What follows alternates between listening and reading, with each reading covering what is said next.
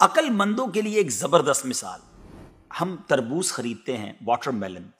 مثال کے طور پہ 5 کلو کا ایک تربوز ہم نے خریدا، اور جب اسے کھانے لگتے ہیں تو پہلے اس کا چھلکا اتارتے ہیں نا.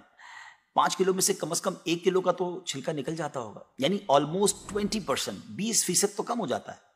مگر کیا کبھی ہمیں افسوس ہوتا ہے اس کا؟ کیا ہم سوچتے ہیں کہ ہم نے تو تربوز چھلکے کے ساتھ خریدا ہے، چلو آج چھلکے کے ساتھ ہی کھا لیتے ہیں؟ ایسا نہیں کرتے نا.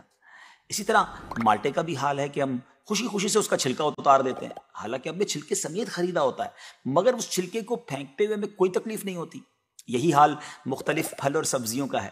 اچھا، ہم چکن بھی تو خریدتے ہیں، زندہ ثابت، اسی کو تولتے ہیں، تلواتے ہیں، پیسے دیتے ہیں، مگر جب کھانے کی باری آتی ہے، پکانے کی باری آتی ہے، تو اس کے بال، اس کی خال، اس کی آلائشیں نکل جاتی ہیں، تو ویٹ تو کم ہو جاتا ہے، مگر کبھی اس پر دکھ ہوتا ہے نہیں نا. تو پھر 40,000 میں سے 1,000 دینے پر، 1,00,000 میں سے صرف 2,500 دینے پر ہمیں کیوں تکلیف ہوتی ہے؟ حالانکہ یہ صرف 2.5% تو بنتا ہے، یعنی 100 روپے میں سے صرف 2.5 روپے. یہ تربوز، کیلے، آم اور مالٹے کے چھلکے اور گٹلی سے تو بہت کم ہے نا.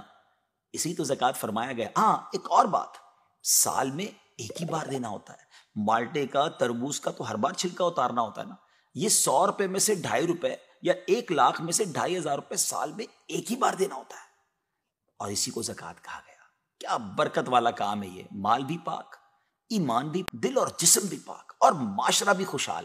اتنی معمولی رقم، یعنی 40 روپے میں سے صرف 1 روپے، اور فائدے کتنے زیادہ، اجر کتنا زیادہ، برکت کتنی زیادہ. تو اب اپنی زکوٰۃ ہم نے پوری دی.